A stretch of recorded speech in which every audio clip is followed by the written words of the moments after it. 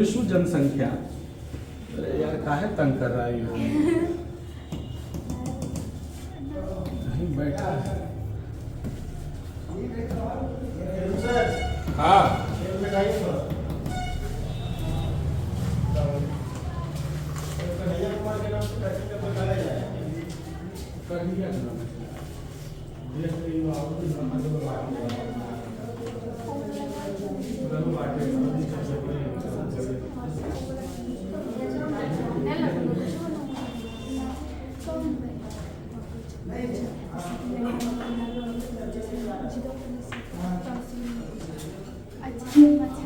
देखिए ये आवाज में चैप्टर का नाम आपका है विश्व जनसंख्या। तो जनसंख्या का मतलब आपको हम बता दिए कि लोगों की संख्या को हम जनसंख्या कहते हैं। और विश्व में जितने भी लोग हैं वो विश्व की क्या है? जनसंख्या। अब बात करते हैं घनत्व की क्या है, बात करते हैं वितरण क्या है, और बात करते हैं हम वृद्धि क्या है। इस चैप्टर में हम लोग यही पढ़ेंगे कि विश्व जनसंख्या का घनत्व, वितरण और वृद्धि, है ना। ऐसे आपको ऑब्जेक्टिव के तौर पर याद रखेंगे कि सबसे अधिक जनसंख्या वृद्धि वाला अगर कोई देश है तो उस देश का नाम क्या है? लाइबेरिया।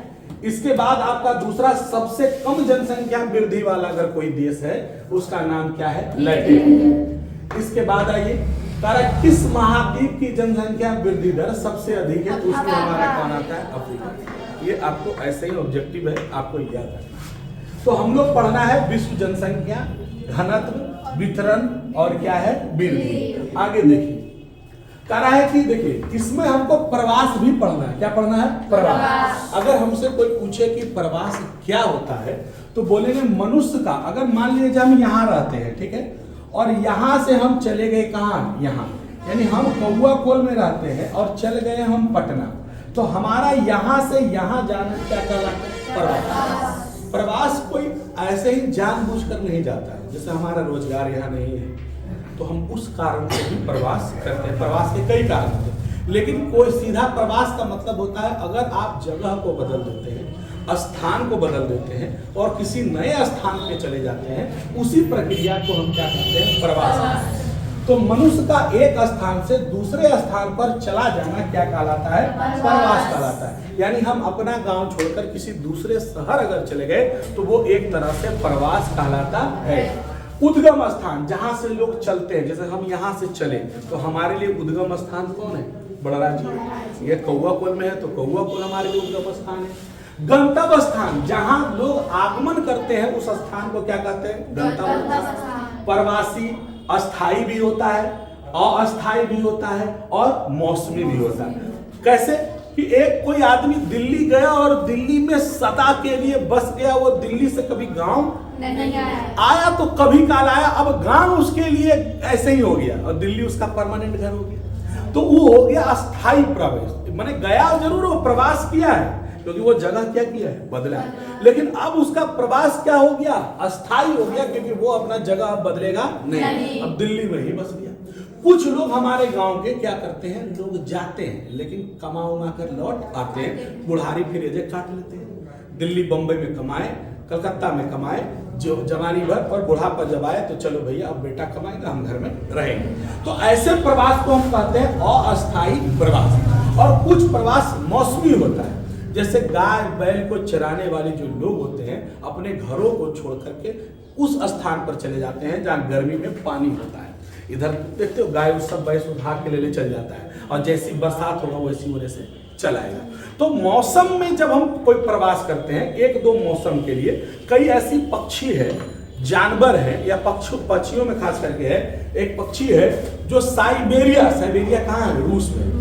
रूस से उड़कर हर साल आती है नवादा, बिहार, किसी दूसरे कोने में वो रहता है। ऐसी पक्षी रूस में पाल जाता है, लेकिन वो पक्षी प्योर ठंडा वाला है, या कोई पक्षी सिर्फ उसको गर्मी पसंद है, या कोई मौसम पसंद है, जैसे वहां मौसम चेंज हुआ वहां रहेगा नहीं, वो उड़ेगा वहां से और चलाएगा जहां उसको ठंडा मिल रहा है, जहां गर्मी मिल रहा है, जो उसको पसंद होगा उस क्षेत्र में चल जाएगा। तो उस प्रवास को क्या कहते हैं? मौसमी प्रवास, क्योंकि वो मौसम के चलते गया, दूसरे के चलते नहीं गया। इसमें प्रवास कहते हैं। प्रवास एक गांव से दूसरे गांव तक होता है, प्रवास गांव से नगर तक होता है, प्रवास नगर से नगर होता है, पटना से दिल्ली हो गया, नगर नगर हो गया, और प्रवास नगर से गांव भी हो सकता है। कई लोग ऐसे हैं कि नगर छोड़ दिए और गांव में आकर क्या हो गए, बस गए। और देखो सूत्र लो तो बगल तोरे उगरे बोल रही हो रहा किरण, हाँ उगरे बगल कुछ नहीं सूत्र लो, सूत्र नहीं अब का तो नहीं, मैंने हमको झूठ बना देना, सूत्र ले करल गिरना है। समझ आया बात कि विश्व की जनसंख्या, लोगों की संख्या को विश्व जनसंख्या कहते हैं, जो विश्व में संख्या है। प्रवास का मतलब होता है जब कोई व्यक्ति अपना स्थान छोड़ता है और दूसरे स्थान जाता है, वो प्रवास कहलाता है, जिसके कई कारण हैं जो हम आगे पढ़ेंगे आगे। प्रवास के कारक, एक कारक को बोलते हैं क्या, प्रतिकर्ष कारक, और दूसरे कारक को बोलते हैं अपकर्ष कारक। ये परीक्षा में पूछता भी है कि प्रतिकर्ष कारक और अपकर्ष कारक क्या होता है। तो अगर बेरोजगारी के कारण आप जगह छोड़ रहे हैं, रहन सहन का दशा वहां ठीक नहीं है इसलिए आप छोड़ रहे हैं, राजनीतिक कुछ उपद्रव हो गया, लड़ाई झगड़े हो गए वहां इसलिए भी छोड़ रहे हैं कि यहाँ रोज लड़ाई होता है, झगड़ा होता है, जैसे लालपुर साइड में, महुलिया टाल साइड में, रोपावेल साइड में एक टाइम इतना ज्यादा आतंक था, इतना ज्यादा एमसीसी का या कुछ ऐसे लोगों का आतंक था कि रोज मर्डर, रोज कुछ ना कुछ होता था। रोपावेल के लोगों ने, वहां के साव बनिया या कई लोगों ने क्या किया, अपना घर द्वार सस्ते में बेच दिया या तो छोड़ दिया और आके कौआ कुल में क्या गए, बस गए, या जमुई में क्या हो गए, बस गए, क्योंकि उनको लगता था कि हम यहाँ रहेंगे तो बचेंगे नहीं, कौन कब हमको उठा लेगा, मार देगा, ये स्थिति हो गई थी उस साइड में। तो आज से 10-20 साल पहले की बात है। तो उस समय लोगों ने घर द्वार छोड़ दिया, ऐसा ही छोड़ दिया और आके बस गए कौआ कुल, कोई उधर से सटा हुआ जमुई बस गए। तो इन सब कारणों से भी लोग क्या करते हैं, जगह चेंज करते हैं, वो प्रवास करते हैं, है ना। प्रतिकूल जलवायु, यानी आपके लिए जलवायु ठीक नहीं है, मौसम यहाँ हमेशा पानी रहता है, खाली ठंडे रहता है, तो ऐसे जगह पे कौन लगे, चलो दूसरी जगह हो। तो मौसम के चलते भी लोग क्या करते हैं, जगह चेंज कर देते हैं। या कोई गांव में ऐसा बार बार महामारी आता है, या कोई गांव में महामारी आ गया, सब मर रहा है, तो गांव में लोग छोड़कर क्या करता था, चल जाता है ना। अशांति है, लड़ाई झगड़ा है, कई मोहल्ले में बार बार लड़ाई झगड़ा, तो कहता नहीं वो यहाँ नहीं रखो बाल बुतरू के, सबके यहाँ खराब हुई तो बाल बुतरू, मोहल्ला में नहीं निकले लेता है कितना गार्जियन अपने बच्चे को, नहीं उधर नहीं जाना, वो सब साथ नहीं बैठना, क्या है गाली गलौज करता है, उल्टा सीधा बोलता है, ये सब सीख जाएगा, है ना।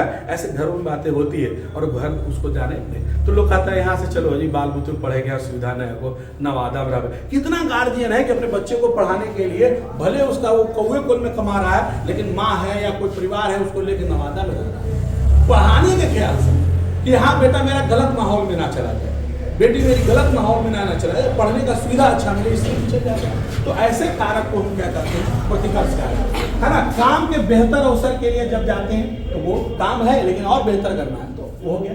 रहन सहन की अच्छी दशा जहाँ है, शांति सुरक्षा जहाँ है, जहाँ अनुकूल जलवायु है, उस कारक को हम कहते हैं क्या चीज, अपकर्ष कारक। तो प्रवास के यही दो कारक है, एक का नाम है प्रतिकर्ष और एक का नाम है अपकर्ष। आगे देखिएगा और प्रवास का क्या कारण है, देखिए कहीं क्यों प्रवास करता। प्रवास का पहला कारण प्राकृतिक कारण, देखिए क्यों।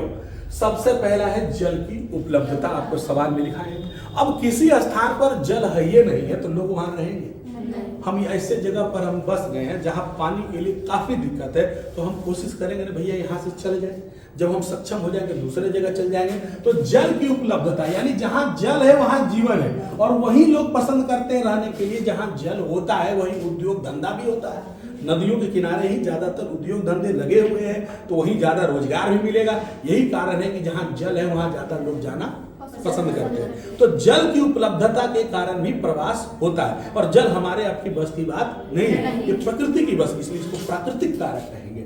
भू आकृति, अब मान लिया जाए ऐसा जगह है कि खाली पहाड़ है, और बताओ आप नेपाल चले जाइए, आप हिमाचल चले जाइए, आप अरुणाचल चले जाइए, आप अभी आपको एक कहानी सुनाए थे, किसका नाम था भाई, मैरी कॉम की, सुने वीडियो बताएंगे मैरी कॉम का, तो वीडियो देखते नहीं हो, मोबाइल चलाती है, खाली देखे कि सास बहू। मोबाइल में जो हम डाले हैं मैरी कॉम की कहानी, उसमें मैरी कॉम की कहानी को देखिए। मैरी कॉम जो है 3-4 किलोमीटर 5 किलोमीटर की दूरी पैदल जाती थी, 1 घंटा पक्का लगता था उसको स्कूल जाने में।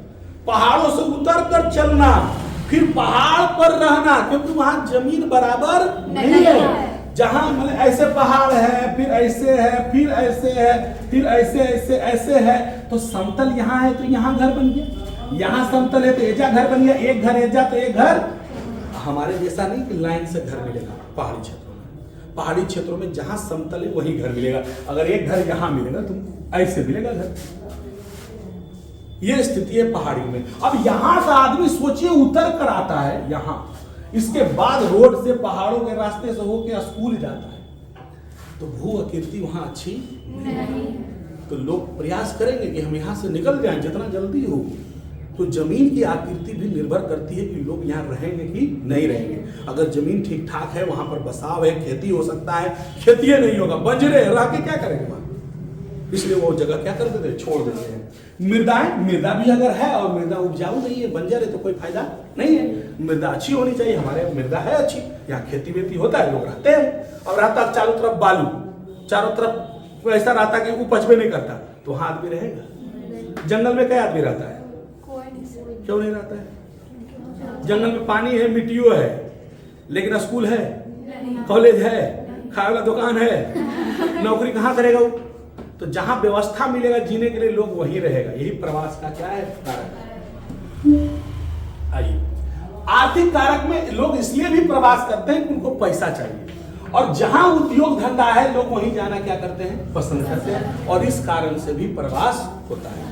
औद्योगिक आर्थिक कारक में औद्योगिकरण एक ऐसा कारण है जिसके चलते लोग एक शहर से दूसरे शहर, एक गांव से दूसरे शहर जाते हैं, क्योंकि वहां उद्योग धंधा है, वहां हम काम करेंगे तो पैसा कमाएंगे। तो ये आर्थिक कारक होता है। तो जहां उद्योग धंधा लगा रहेगा, दिल्ली में उद्योग धंधा है, मुंबई में उद्योग धंधा है, चेन्नई में उद्योग धंधा है, देखो कितना भीड़ है वहां, देखो ट्रेनों में कितना भीड़ है, बसों में कितना भीड़ है, हवाई जहाज में कितना भीड़ है, रोड पर कितना भीड़ है, शहरों में कितना भीड़ है, हर जगह भीड़ मिलेगा शहर में। क्यों? क्योंकि वहां उद्योग धंधा है, गांव से उठकर वहां कमाने के लिए जा रहा है। तो इसके कारण भी लोग प्रवास करते हैं। नगरीकरण, कोई नगर बन गया तो नगर में रहना लोग पसंद करते हैं। काहे? वहां शिक्षा की व्यवस्था अच्छा है, वहां स्वास्थ्य की व्यवस्था अच्छा है, वहां हर प्रकार की व्यवस्था अच्छा है, इसलिए लोग नगर में रहना क्या करते हैं, पसंद करते हैं, और उस जगह पे चले जाते हैं। तो ये भी एक प्रकार का कारण है, क्योंकि नगर बन गया। वो आपके कई गाँव के लोग जो होंगे वो सोचते हैं कि हम बड़ा जमीन खरीद लें, जो गांव में होंगे दूर के, जो इधर उधर को लगता है उसको कौवा को खरीद ले, कौवा को लगता है जी हम नवादा खरीद ले, नवादा को लगता है जी हम पटना खरीद ले, क्योंकि पटना नगर है, महानगर है ना, और हमारा जो है वो गांव है। तो हर आदमी को लगता है हम शहर की ओर भागे। का है? वहां स्कूल कॉलेज व्यवस्था क्या है, ज्यादा है, इसीलिए, है ना।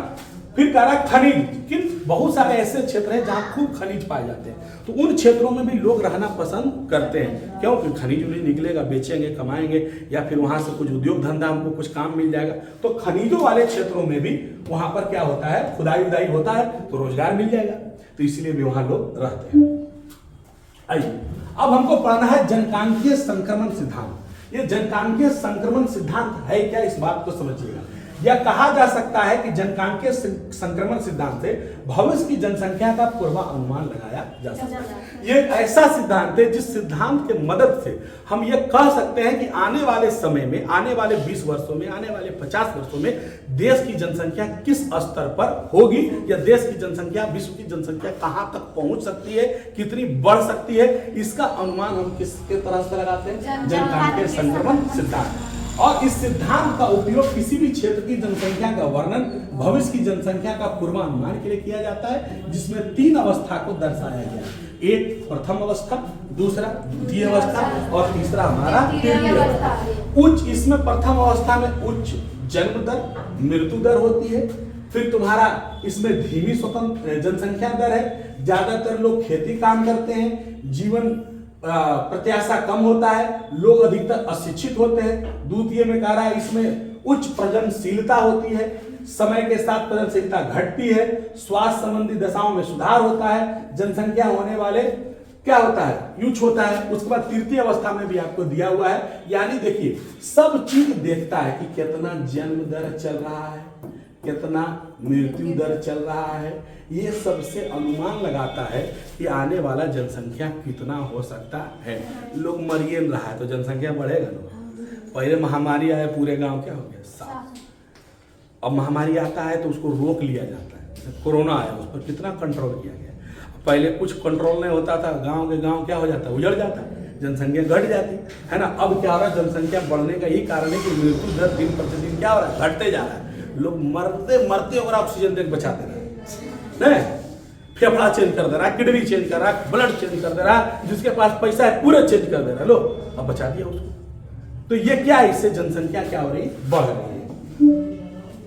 देखिए जनसंख्या बढ़ने से क्या समस्या होगा, जनसंख्या बढ़ने से सबसे पहले समस्या होगा संसाधनों पर दबाव पड़ेगा। ज्यादा जनसंख्या होगा, ज्यादा भोजन चाहिए, ज्यादा वस्त्र चाहिए, ज्यादा किताबें चाहिए, ज्यादा हर चीज चाहिए, तो संसाधन पे क्या पड़ेगा, दबाव पड़ेगा। नहीं पड़ेगा कि भाई और ज्यादा खेत हमारा 1 कट्ठा ये और 5 आदमी खाए वाला है, दिमाग लगाएगा कैसे कमाए, और ज्यादा उस पर दबाव देगा, है ना। प्रदूषण बहुत ज्यादा होगा, जितने ज्यादा लोग होंगे उतना ज्यादा प्रदूषण फैलाएंगे सब मिलजुल कर क्या, और विकास में भी ज्यादातर क्या होगी, बाधा आएगी, और भरण पोषण में भी क्या आएगी, समस्या। ज्यादा लोग होंगे, 5 लोग 10 लोग आपके घर में, तो हर चीज का हिस्सा बटेगा। जिलेबी आया, 4 को जिलेबी लगा दो, हिस्सा हो काहे, कोई ज्यादा नहीं खाए, 5 को खाएगा, भाई भाई में फैटा फैटी हो जाएगी, ना हो जाएगा, काहे 5 को खेल के। तो ये क्यों होता है, क्योंकि हमारे घरों की आमदनी उतनी नहीं है, हमारे घर में जनसंख्या क्या है, ज्यादा। अब जिसके घर में इकलौता है, अगले आधा किलो जिलेबी मैया की का देखो जो हम लोग हिस्सा खा जाए, कोई दिक्कत नहीं है। अब मान लिया 4-5 को बेटा बेटी है, हाँ वहे खेते खा लिए, हम नहीं खेबे, यहाँ तो नुका नुका के खा जाता है, भाईबा पता नहीं चले, बहनी पता नहीं चले, आई लोग पहले मार दर को, नहीं क्यों, क्योंकि वो पता चलते तो पहले ज्यादा खा लेते। तो ये स्थिति हमारे घरों में भाई बहनों का, इसका रीजन ये है कि ज्यादा जनसंख्या होने पर माँ बाप पर भरण पोषण करने में समस्या आती है, और यही कारण है कि पढ़ाने लिखाने में भी दिक्कत हो जाता है। 5 को 6 को बेटा बेटी है ना, अब सब पढ़े वाला हो गया है, तो 6 दूनी अगर गाँव में पढ़ा रहा है तो 1200-1500 रुपये, स्कूल में पढ़ा रहा है उन्हें पैसा लग रहा है, कहते खर्चा करे हो नहीं करे हो, ये टेंशन हो जाता है। जिसका 1-2 बाल बुतू है कोई बात नहीं, 500 लग लेके कोई बेटा पढ़ते बढ़िया से की, तो ये सब थोड़ा समस्या है। तो ज्यादा जनसंख्या होने से सब चीज में आपको समस्या आएगी, यही था आपका।